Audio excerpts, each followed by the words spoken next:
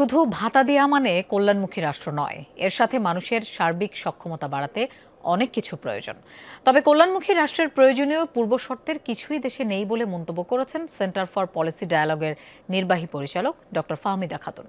র্যাপিডের chairman Mohammad Razzak বলেন, সরকার যদি সামাজিক সুরক্ষা কর্মসূচি ঠিকভাবে বাস্তবায়ন করতে পারে তাহলে ৭% দারিদ্র্য কমানো সম্ভব।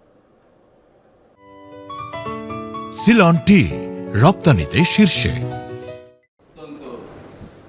কল্যাণ রাষ্ট্রের পথে নতুন সরকারের প্রথম বাজেটে সামাজিক সুরক্ষার ভূমিকা কতটুকু শিরোনামে আলোচনার আয়োজন করে গবেষণা প্রতিষ্ঠান ভয়েস ফর রিফর্ম। বিকেলে রাজধানীর কারওয়ান বাজারে প্রতিষ্ঠানটির কার্যালয়ে সভায় বক্তারা বলেন, ফ্যামিলি কার্ড বিতরণ স্বচ্ছতার সাথে করা গেলে প্রান্তিক জনগোষ্ঠী উপকৃত হবে। এখানে যদি সিলেকশন টার্গেটিং গুলো করে তাহলে করাপশন অনেকাংশেই কমে যেতে পারে।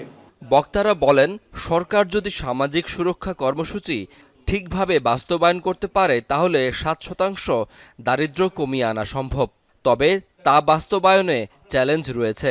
সবচেয়ে পপুলার পলিসি মনে হচ্ছে এটা ঠিক করে বাস্তবায়ন না করা হলে সেটাই খুব তাড়াতাড়ি দ্রুত একটা আনপপুলার এতে পরিণত হবে।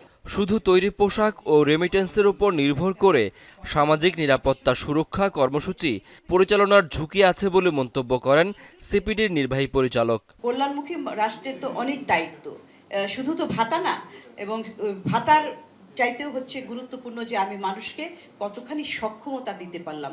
বক্তারা বলেন, কল্যাণমুখী রাষ্ট্রের ধারণা থেকে বাংলাদেশ অনেক পিছিয়ে।